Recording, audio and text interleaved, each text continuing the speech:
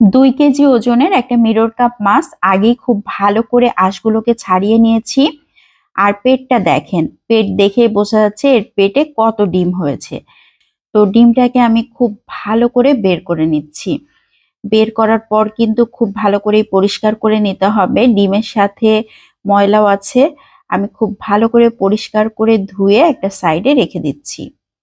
এখন চুলাতে একটা প্যান বসিয়ে দিয়েছি, তার মধ্যে 3 টেবিল চামচের মতো সয়াবিন তেল দিচ্ছি।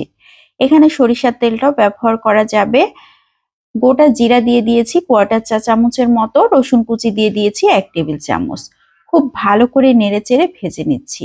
রসুনটা যখন লাল লাল হয়ে গিয়েছে তখন পেঁয়াজ কুচি দিয়ে দিয়েছি আধা কাপ। কাঁচামরিচ ফালি দিয়ে দিয়েছি 6-7টার মতো, মরিচটা বুঝে দিতে হবে যে যেমন পছন্দ করেন। লবণ দিয়ে দিয়েছি আধা 1/4 চামচ, হলুদ গুঁড়ো 1/4 চা চামচ। এখন খুব ভালো করে নেড়েচেড়ে পেঁয়াজটাকে নরম করে নিচ্ছি।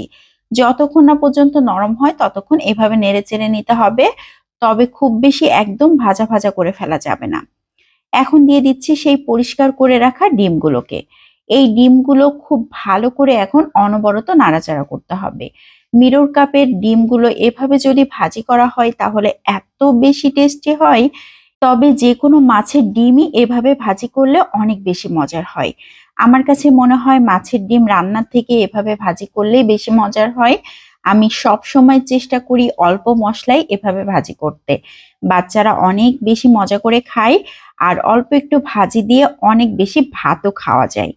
তো এভাবে অনবরত নাড়াচাড়া করতে হবে। একটা সময় দেখা যাবে ডিমগুলো একদম ভেঙে গিয়েছে, ঝুড়ো ঝুড়ো মতো হয়ে এসেছে।